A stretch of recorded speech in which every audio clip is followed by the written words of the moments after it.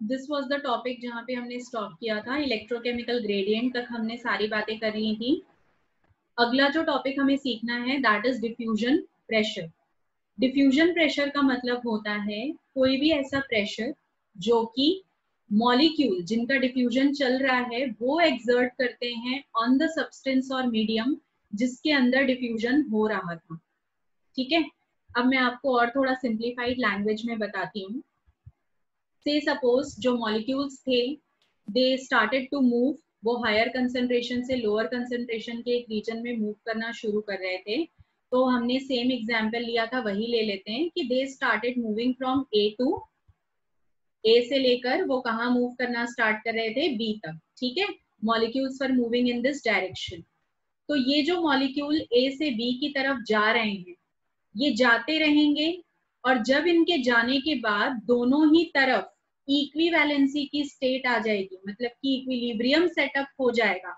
तो आप मुझे बस इतना सोच के बताइए कि इक्विलिब्रियम आने के बाद भी क्या हमें मॉलिक्यूल का मूवमेंट कंटिन्यू रखना है या नहीं रखना है? बस यस या नो आपको बताना है। Obviously no. ठीक है, क्योंकि जो आपका मेजर टारगेट था कि आपको दोनों तरफ की कंसंट्रेशन बराबर चाहिए थी वो अचीव हो गया। तो इसका मतलब है कि अब हमें मूवमेंट ऑफ मॉलिक्यूल रिक्वायर्ड नहीं है। In order to stop that movement of molecule, जो मॉलिक्यूल जा रहे थे वो मूवमेंट रोकने के लिए जिस भी मीडियम में ये डिफ्यूजन चल रहा था वो मीडियम एक प्रेशर लगाएगा कि अब आप अपना मूवमेंट स्टॉप कर दीजिए क्योंकि फर्दर डिफ्यूजन की रिक्वायरमेंट नहीं है। ठीक है, से सपोज ये मॉलिक्यूल इधर जा रहा था तो बी साइड के मॉलिक्यूल्स ने अब एक प्रेशर लगा दिया। उन्होंने कहा कि ए साइड के मॉलिक्यूल्स आप जो आ रहे हैं यहाँ पे अब आपके आने की जरूरत नहीं है। उन्होंने एक तरीके का धक्का लगा दिया है, प्रेशर लगा दिया है कि अब मत आइए। तो that particular pressure that is required to stop the process of diffusion, to stop the movement of molecules from a region of higher to lower concentration when equilibrium is attained, that particular pressure is called as diffusion pressure। समझ में आया क्या होता है diffusion pressure? Diffusion pressure is basically that pressure जो कि वो medium लगाएगा जहां डिफ्यूजन चल रहा है, पार्टिकल्स पर लगाएगा कि अब आप अपना मूवमेंट स्टॉप करिए क्योंकि इक्विलिब्रियम की स्टेट आ चुकी है और फर्दर मूवमेंट ऑफ मॉलिक्यूल की रिक्वायरमेंट नहीं है।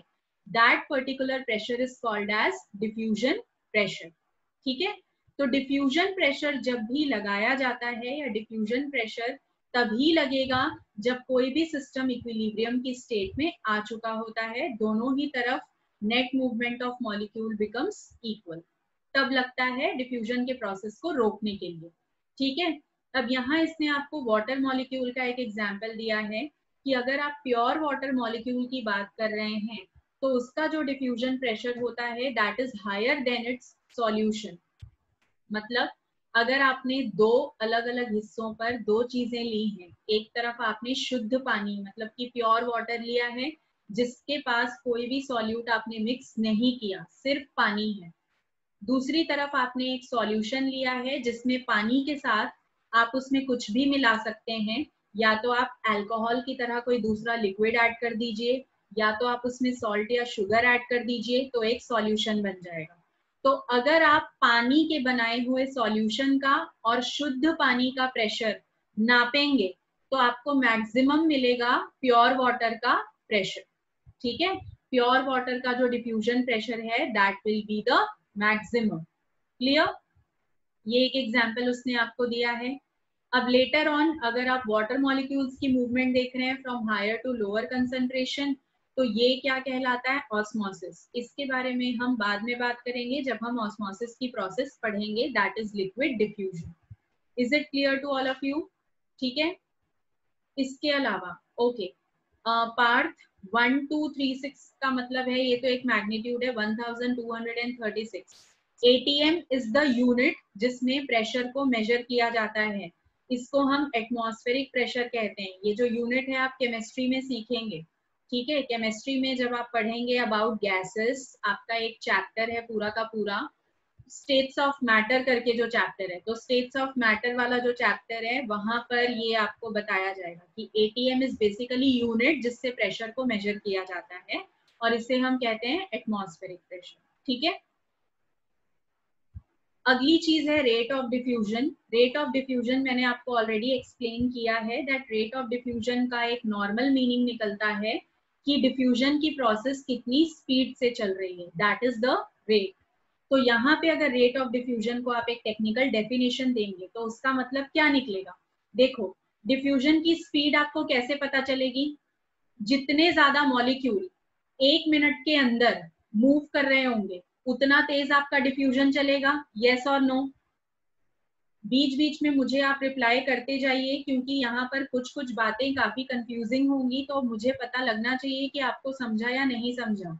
आई एम टेलिंग यू कि अगर आपको डिफ्यूजन जानना है कि कितनी स्पीड से हो रहा है तो आप क्या देखेंगे? कितने ज्यादा मॉलिक्यूल 1 मिनट के अंदर अंदर यूनिट टाइम में किसी गिवन टाइम में दूसरे जगह शिफ्ट हो गए। तो जितने ज्यादा मॉलिक्यूल शिफ्ट होंगे उतना ज्यादा स्पीड से डिफ्यूजन चलेगा। Is it correct? तो रेट ऑफ डिफ्यूजन का सीधा सीधा मीनिंग है change in number of diffusing molecule inside the cell over time. ठीक है, किसी गिवन टाइम के अंदर कितने ज्यादा मॉलिक्यूल जो हैं वो मूवमेंट शो कर रहे हैं, डिफ्यूजन शो कर रहे हैं, that will determine the rate of diffusion. अब अगर आपको फैक्टर्स जानने हैं रेट ऑफ डिफ्यूजन को अफेक्ट करने वाले फैक्टर, या आप इनको नॉर्मली कह सकते हो फैक्टर्स अफेक्टिंग डिफ्यूजन, तो या तो आप रेट कहिए या डिफ्यूजन कहिए, बात एक ही है। तो कौन कौन से फैक्टर होंगे? ठीक है, अब मैं इन चीजों को थोड़ा सा छुपा दूंगी। मैं चाहती हूँ कि आप ये चीजें इमेजिन करें और खुद मुझे बताएं। ठीक है, एटलीस्ट वो फैक्टर जो आप सोच सकते हो।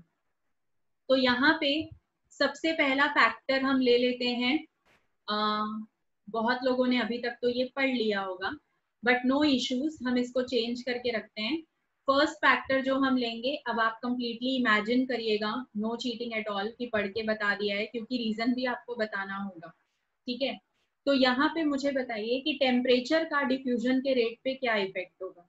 अगर आप टेम्परेचर बढ़ाएंगे तो क्या होगा, अगर आप टेम्परेचर घटाएंगे तो क्या होगा? ये दोनों कंडीशन मुझे बताइए।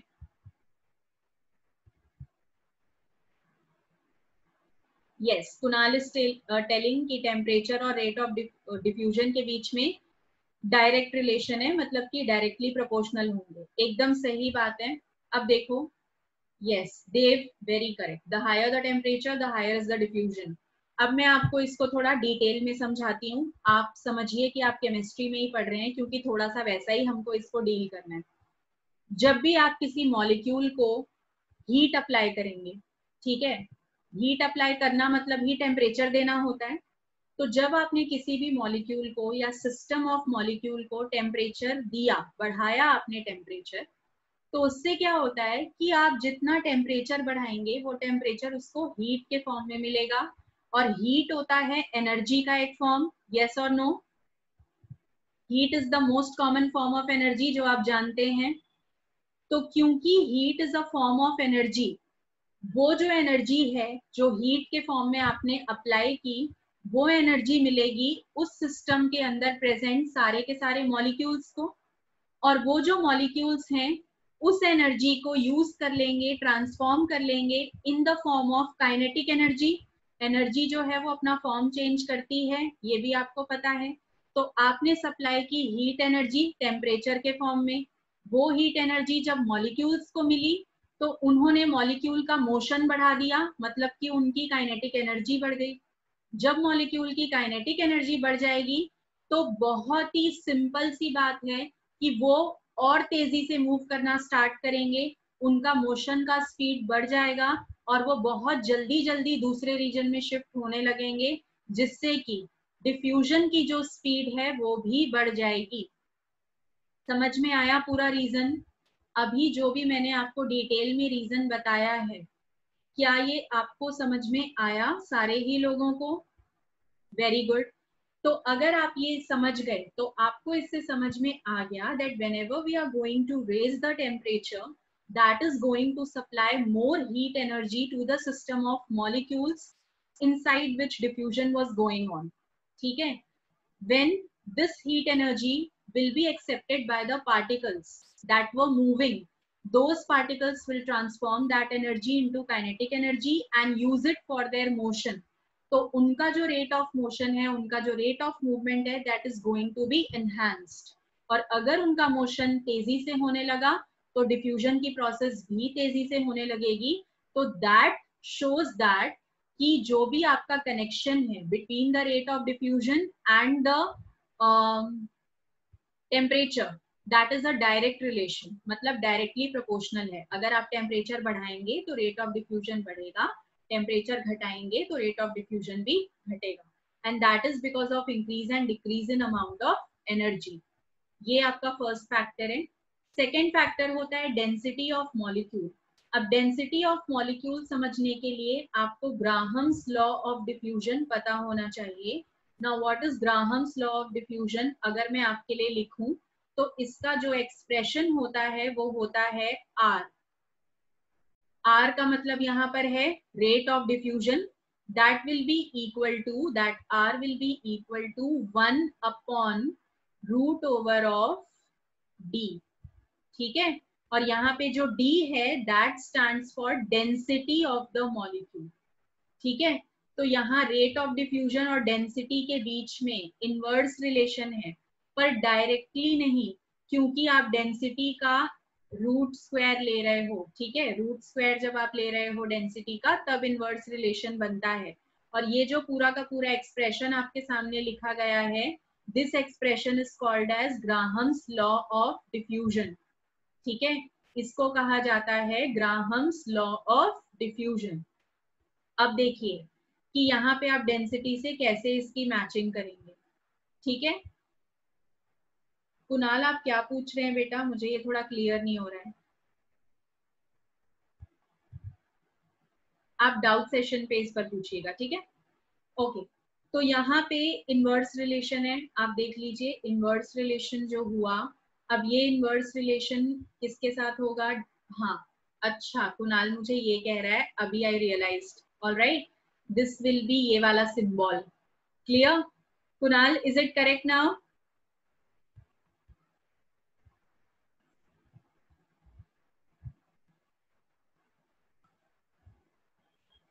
Yes. Okay.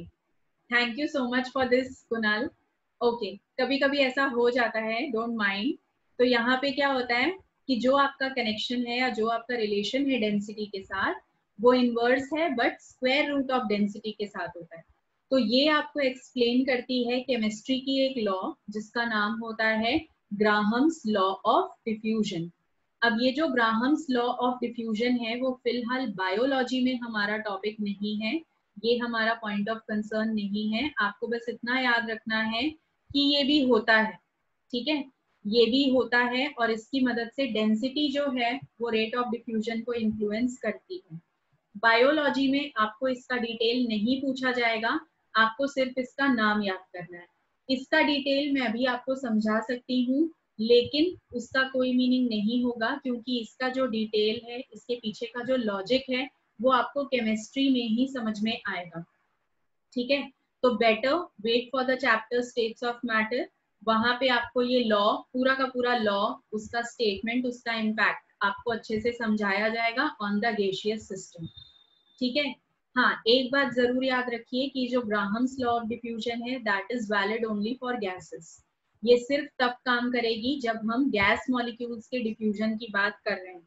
अगर आप लिक्विड एंड सॉलिड कंसिडर कर रहे हैं तो वहां पर ये वैलिड नहीं होती है. ठीक है. नेक्स्ट थिंग इज कि कौन से मीडियम में डिफ्यूजन चल रहा है. ठीक है. तो कौन से मीडियम में डिफ्यूजन चल रहा है ये तो मैंने आपको ऑलरेडी बता ही दिया है जब हम डिफ्यूजन का इंट्रोडक्शन पढ़ रहे थे. मैंने आपको बताया कि जब गैसेस होंगी, मतलब कि मीडियम गैसियस है, तो डिफ्यूजन फास्ट होगा. अगर डिफ्यूजन लिक्विड्स में चल रहा है तो दैट इज मॉडरेटली एक्टिव, और उसके लिए एक स्पेशल टाइप ऑफ डिफ्यूजन होता है जिसको हम ऑस्मोसिस कहते हैं. तीसरा कंडीशन आपको बताया गया कि जब भी डिफ्यूजन चलेगा सॉलिड्स में तो that is very very very slow. तो जो भी आपका मीडियम होगा, सॉलिड, लिक्विड या gas, that is going to give impact on the rate of diffusion process. ठीक है. अब एक और यहाँ पे कंक्लूजन बताया गया है कि जो गैसेस होती हैं वो वैक्यूम के अंदर बहुत रैपिडली डिफ्यूज करती हैं। वैक्यूम क्या होता है? What is vacuum? What is vacuum? Vacuum is an area that is devoid of air. ठीक है, वैक्यूम ऐसी जगह होती है that is devoid of air. Very good, very good Dev, Kunal, Raya. एक ऐसा एरिया जो कि पूरे तरीके से खाली हो। अब खाली कहने का मतलब है एयर भी नहीं होती है वहां, तो वहां पर गैसेस का डिफ्यूजन बहुत ही फास्ट होता है। Now again don't ask me the reason because that statement will be justified to you जब आप केमिस्ट्री पढ़ेंगे, वहां पे आपको इसका एक्सप्लेनेशन दिया जाएगा। ठीक है, तो ये सारे फैक्टर्स हो गए। इसके अलावा एक फैक्टर होता है डिफ्यूजन प्रेशर ग्रेडियंट। तो ये जो डिफ्यूजन प्रेशर ग्रेडियंट है, इसका मतलब जब भी आप एक जगह से दूसरी जगह पर डिफ्यूजन देख रहे हैं, से सपोज ये आपका मीडियम था, आप यहाँ पे जब A टू B में डिफ्यूजन देखेंगे कि A की तरफ से B की तरफ डिफ्यूजन हो रहा है, तो यहाँ दोनों ही तरफ से प्रेशर लगेगा। यस और नो? A भी प्रेशर लगा सकता है, मतलब A की तरफ जो मॉलिक्यूल्स हैं they can exert their pressure, B की तरफ जो मॉलिक्यूल्स हैं they can also exert their pressure. तो दोनों ही तरह के प्रेशर में कहाँ से प्रेशर ज्यादा लग रहा है, कहाँ से कम लग रहा है, दैट विल इन्फ्लुएंस डिफ्यूजन। अब कैसे? से सपोज यहाँ कंसंट्रेशन A की तरफ ज्यादा था मॉलिक्यूल का, तो ये मूव कर रहे थे B की तरफ। ठीक है, तो अब ये B की तरफ मूव कर रहे हैं, तो आपको पता है जब डिफ्यूजन रोकना होगा तो प्रेशर B की तरफ से लगाया जाएगा। यस और नो? मॉलिक्यूल B की तरफ जा रहे थे, ठीक है, B की तरफ मूव कर रहे थे, तो B की तरफ कंसंट्रेशन जब बढ़ गई तो B वाला ही जो रीजन है वो डिफ्यूजन को रोकेगा, तो B की तरफ से ज्यादा प्रेशर लगा और A की तरफ से जो प्रेशर लग रहा है उस समय पर वो कम हो जाएगा। तो ये कहलाता है डिफ्यूजन प्रेशर ग्रेडियंट। जिसको प्रोसेस रोकना है, जैसे यहाँ पर प्रोसेस रोकेगा B रीजन, तो उन मॉलिक्यूल्स का जो प्रेशर है that will be higher. A molecule की तरफ से कोई जो भी प्रेशर लगाया जा रहा है आने के लिए, वो प्रेशर हो जाएगा कम। तो ये ज्यादा और कम जो हुआ pressure, that is called as pressure gradient. याद रखिए आप सिंपल भाषा में इतना कि डिफ्यूजन प्रेशर ग्रेडियंट ज्यादा, सॉरी, डिफ्यूजन प्रेशर ज्यादा वो रीजन लगाएगा जहां पर मॉलिक्यूल आ रहे थे, और जहां से आ रहे थे उसकी तरफ से लगाया गया प्रेशर कम माना जाता है। ठीक है, तो इनके बीच में डिफ्यूजन प्रेशर ग्रेडियंट बन जाता है। That is also responsible for affecting rate of diffusion, क्योंकि आपको ये बात बहुत अच्छे से पता है कि जब भी डिफ्यूजन प्रेशर लगता है तो वो बेसिकली डिफ्यूजन के प्रोसेस को रोकने के लिए ही लगाया जाता है। ठीक है, तो डिफ्यूजन की प्रोसेस रुक जाएगी या फिर चलती रहेगी, डिपेंड करेगा डिफ्यूजन प्रेशर ग्रेडियंट पे। Okay, last topic of the class will be diffusion की प्रोसेस की इंपॉर्टेंस क्या है या इसका सिग्निफिकेंस क्या होता है। तो काफी सारी इंपॉर्टेंसेस हैं, जैसे कि आपने अभी breathing and exchange of gases आप पढ़ के आ रहे हैं। अब वो तो किस सेंस में था, एनिमल बॉडी के सेंस में, पर अगर आप प्लांट बॉडी के सेंस में भी देखेंगे तो वहां पर भी जो आपकी रेस्पिरेटरी गैसेस होती हैं, रेस्पिरेटरी गैसेस कहा जाता है कार्बन डाइऑक्साइड एंड ऑक्सीजन को। तो इनका जो एक्सचेंज होता है किसी भी प्लांट सेल के अंदर या टिश्यू के अंदर, तो वो किसकी मदद से होता है, that is with the help of process of diffusion. Second, जितने भी प्लांट हॉर्मोन्स होते हैं, आपने ऑक्सिन सुना होगा, जिबरलिन सुना होगा, साइटोकिनिन सुने होंगे, तो ये सब हॉर्मोन्स का जो ट्रांसफर या शिफ्टिंग होता है that is also with the help of diffusion. क्योंकि हार्मोन हर जगह पर बनते हैं जो भी, तो उनको ज्यादा दूर तक ट्रेवल नहीं करना होता है, एडजेसेंट सेल्स में जाना होता है या टिश्यूज में जाना होता है। ट्रांसपीरेशन की प्रोसेस आप सब जानते हैं। ट्रांसपीरेशन की जो प्रोसेस होती है that is actually a process by which excess water is removed from the plant body, और ये लीव्स के थ्रू होता है, आपने 10th में भी सीखा होगा। तो ये जो ट्रांसपीरेशन की प्रोसेस है जिससे कि एक्स्ट्रा वाटर मॉलिक्यूल पत्तों के सरफेस से बाहर आता है with the help of stomata, stomata इस प्रोसेस को मीडिएट करते हैं। तो ये जो प्रोसेस होती है that is also a type of diffusion. ठीक है। इसके अलावा जो भी मिनरल्स की शिफ्टिंग होती है उसका पार्शियल कंट्रोल डिफ्यूजन प्रोसेस से होता है। वैसे तो जो मिनरल आयंस होते हैं उनकी जो शिफ्टिंग है वो मेजरली पानी के साथ होती है, और जब पानी की शिफ्टिंग होती है तो वो जाइलम के थ्रू होती है। आप इसी चैप्टर में आगे ये सीखेंगे। लेकिन पानी के साथ जब मिनरल्स जाते हैं तो पानी में मिनरल जाने का जो कंसेप्ट है या एक सेल से दूसरे सेल जाने का जो कंसेप्ट है मिनरल्स का, पार्शियली कौन कंट्रोल करता है? That is partially done by the process of diffusion. इसके अलावा कुछ और भी कॉमन सी चीजें, जैसे मैंने आपको पहले ही बताया कि जब लिक्विड पार्टिकल्स का डिफ्यूजन आप पढ़ते हो तो लिक्विड पार्टिकल्स का जो डिफ्यूजन है that is done with the help of semi permeable membrane, और उसको हम ऑस्मोसिस की प्रोसेस कहते हैं। ऑस्मोसिस की प्रोसेस के बारे में चिंता मत करिए क्योंकि उसका डिटेल हमें अलग से पढ़ना है, पूरा का पूरा एक टॉपिक है वो। क्लियर? अगली बात कि जो भी इंटरनल प्लांट टिश्यूज होते हैं उनका जो सेल होता है उसका जो वॉल होता है उसको मॉइस्ट रखने का काम भी डिफ्यूजन के थ्रू होता है, कि थोड़े बहुत वाटर मॉलिक्यूल्स वहां पर सरफेस पे छोड़ दिए जाएं ताकि सेल वॉल जरा सी मॉइस्ट रहे। अगर cell wall completely dry up हो जाती है तो उससे क्या होगा कि उसका जो डेड नेचर है वो बढ़ता जाएगा और ऐसे करते करते वो पूरे सेल को डेड कर देगी। तो थोड़ा सा मॉइस्चर वहां पर इम्पोर्टेंट है। एक लास्ट वाला पॉइंट जो कि बहुत आसान है, आप सब इसको बहुत अच्छे से जानते भी हो, ये तो बिल्कुल रियलिस्टिक एग्जाम्पल है कि फूलों की जो खुशबू होती है, जो एरोमा होती है फ्लावर्स की, that reaches your nose because of the diffusion of volatile compounds, और वॉलेटाइल कंपाउंड जो कि फूल में होते हैं। वॉलेटाइल का मतलब क्या होता है? What is the meaning of volatile? Volatile का मतलब एनी टाइप ऑफ सब्सटेंस और कंपाउंड जो कि गैसियस स्टेट में कन्वर्ट किया जा सके, that is termed as volatile. जैसे मैं आपको एक एग्जांपल देती हूँ, अगेन एक realistic example. Yes, very good देव।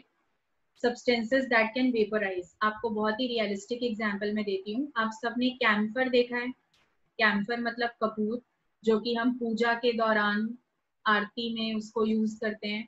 ठीक है, तो वो जो कैम्फर होता है जब आप उसको बर्न करते हो तो उसकी एक स्पेसिफिक ओडर भी होती है, एरोमा भी होती है, और वो डायरेक्टली गैसियस स्टेट में चले जाता है। जब कोई चीज गैसियस स्टेट में जाएगी तभी उसका एरोमा आपकी सांस में, मतलब आपको स्मेल के थ्रू सेंस होगा। तो that compounds are called as volatile. ठीक है, तो आज की क्लास में सिर्फ इतना ही। टुमारोज लेक्चर, कल के लेक्चर में हम बात करेंगे about facilitated diffusion and osmosis, और पैसिव ट्रांसपोर्ट कंप्लीट करेंगे। ठीक है, तो पैसिव ट्रांसपोर्ट में बेसिकली 3 मेथड्स हमें जानने थे, एक हमने आज डील कर लिया दैट इज डिफ्यूजन। कल की क्लास में बाकी के 2 को डील किया जाएगा that is facilitated diffusion and osmosis, and then after we are going to start with methods of active transport.